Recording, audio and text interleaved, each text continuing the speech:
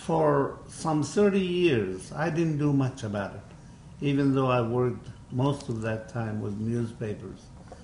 I also found out that newspaper people do it purposely. The first board meeting of a newspaper I attended when I was the news editor of that paper, there was a man who was 26 years with that newspaper, and he kept referring to the Arabs as Arabs.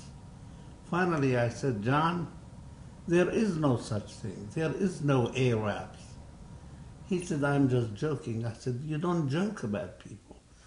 And I was new, and of course everybody laughed, and the editor of the paper said to him, don't do that anymore.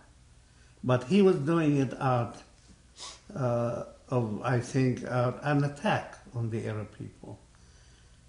And when I started thinking of this book seriously, when I made the trip, I thought I haven't really done much in the United States to correct people other than a few incidents like this one I just mentioned.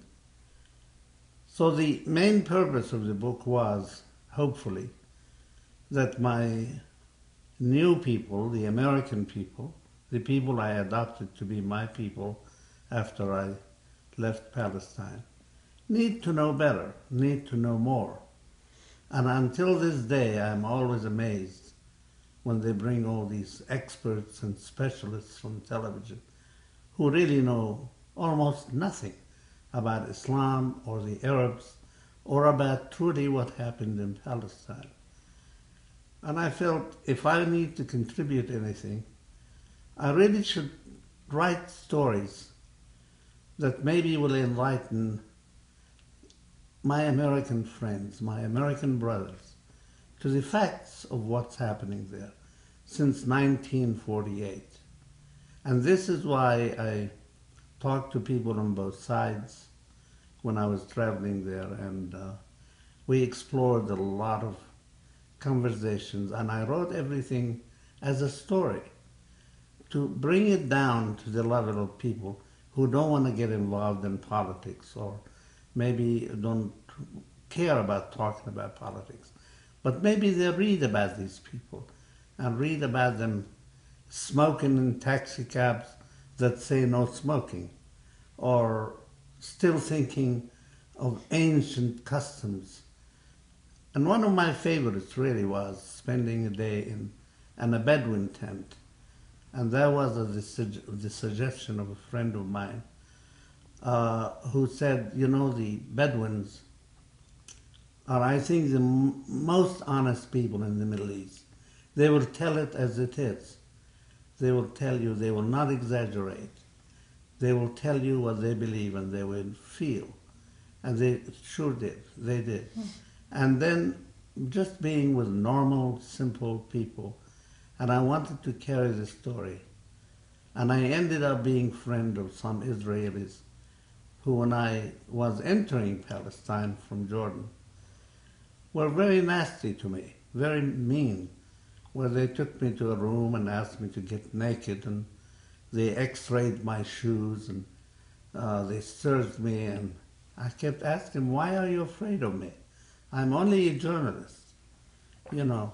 And I met these people on roadblocks, on inspection stations, where they humiliate the Arabs, where the Israelis humiliate the Arabs, and where the Arabs suffer in silence because they do nothing. And I began to really feel the huge burden of occupation, what occupation does to people. I lived under occupation as a child, under the British. I felt it a little at the time. As a child, you don't feel as much as you feel when you are older. But I began to feel what these people are going through, and I wanted to tell their story. Then I went into a Jewish home, and after I ate with them, there is a custom there where they say, now we broke bread together, like the father of this man, an officer who humiliated me at the Jordan Bridge, said, now I broke bread with you. You are like my brother. You are like my son. I can't lie to you when I asked him a question. My question was really simple. You were living in Iraq, and I hear you were well-to-do there, and you had stores. Why did you move and come here? Did the Iraqis throw you out? He said, no, no. At the time, I thought they did, because we had stones thrown at our windows to break the glass. We had people attacking us in the street, and we thought it was Iraqis. But I have to be honest with you. Now I discover that it wasn't. It was Zionists, Israelis, who needed more people to carry guns in Palestine to fight. And they are the ones who did this to us so we can run out of Iraq. And I am here, and I'm sorry I am here. I don't want to be here.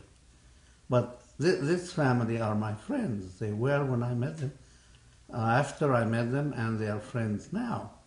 And I met others who knew me, who knew Naomi, and other Jewish people. I met a man who I knew from what his wife said that he worked for the Mossad or the Israeli Secret Service.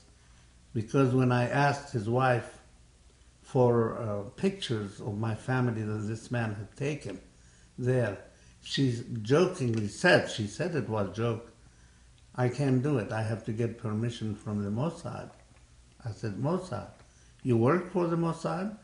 She said, all of us work for the Mossad. Well, I understood that they were also under pressure to do some duties. But my hope in writing the book, to be brief again, is to basically to do something that I should have done every day of my 56 years in America.